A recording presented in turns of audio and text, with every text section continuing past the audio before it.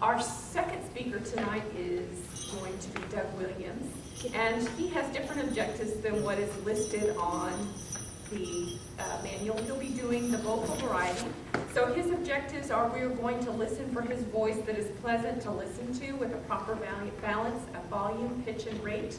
And he's going to use pauses to enhance his or her message. And his voice should also reflect and add meaning to the thoughts that he is presenting. Doug Williams will be giving speech number 6 from the Confident Communicator Manual, and the title of his speech is The Elephant Joke, which is for 5 to 7 minutes.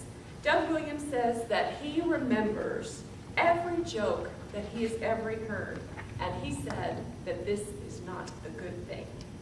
Please help me welcome Doug Williams.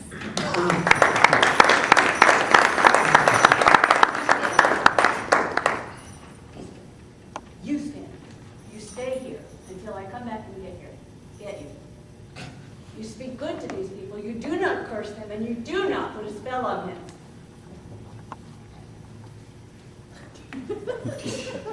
Pathetic.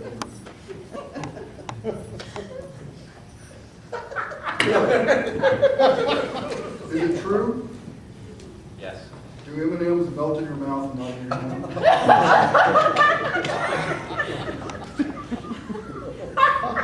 I am here tonight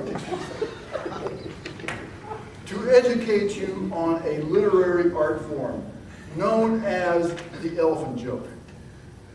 Actually, this is not quite accurate, because a single elephant joke is almost pointless. For example, why do elephants have gray skin? And you're going through your head trying to figure out the answer to this. And the answer is simple. It keeps their insides together. By itself, that's a lame joke. But the magic, the art of elephant jokes, is to string them together in a series or around a theme. So we can build on the theme of color. And we could get into what should you do with a blue elephant? Why, you would cheer it up. Of course. And what should you do with a green elephant? Well, you should wait until it ripens. And what should you do with a red elephant? You should stop telling it dirty jokes. So as you can see, elephant jokes come in groups. A single elephant joke is meaningless. But the true art form of elephant jokes is as a group. This group can be a theme, or it can be a series of events. Continuing the previous theme of color poses the question of, how do you shoot a blue elephant? And you're all thinking to yourself, I've never seen a blue elephant. I wonder what the answer would be. And the answer is simple. You use a blue elephant gun. And then we can continue that and say, how do you shoot a yellow elephant? And you all want to say, well, the yellow elephant wrong. But that would be wrong! Have you ever seen a yellow elephant?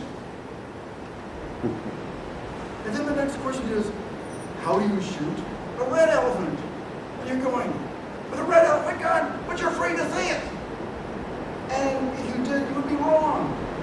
The correct way to shoot a red elephant is you walk up to the elephant and you grab his trunk and you hold it until he turns blue. And then you shoot the blue elephant.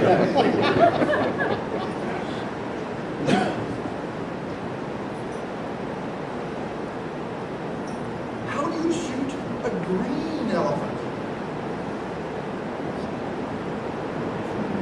Simple. You tell it dirty jokes until it turns red, and then you walk up and hold his trunk until he turns blue, and then you shoot it with a blue elephant gun. Simple.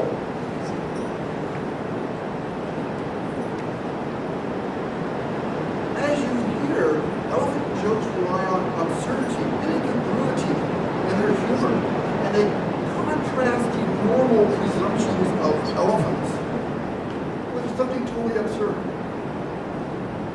There is another theme that demonstrates this, the theme around trees. How does an elephant hide in a tree? It's simple. He paints his peanuts, wink, wink, nod, nod, red so that he can sit in a cherry tree. What is the loudest noise in the jungle? A native eating cherries. Wink, wink, nod, nod. How did Tarzan die? Picking cherries. What is the fastest creature in the jungle? A monkey with a handful of cherries.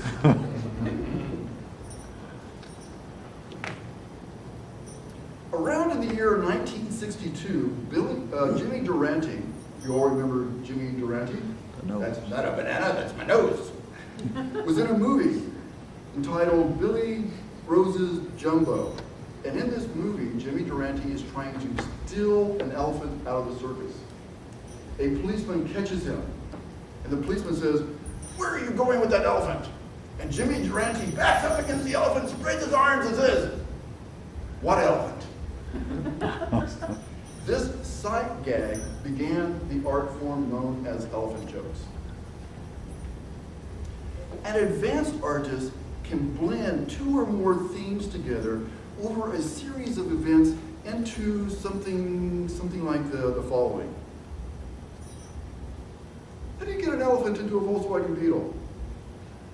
Simple. You open the door, you insert the elephant, close the door. But what's more difficult than getting an elephant into a Volkswagen Beetle? Getting a pregnant elephant into a Volkswagen Beetle. And what's more difficult than getting a pregnant elephant into a Volkswagen Beetle? Impregnating an elephant in a Volkswagen Beetle.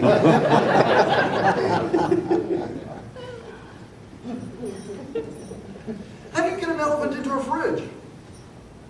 Well, it's simple. You open the door to the Volkswagen Beetle, take out the elephant, open the door to the fridge, insert the elephant, and close the door. Simple. How do you know if there's an elephant in your fridge? Just look for the footprints in the butter. How do you know if there's two elephants in your fridge?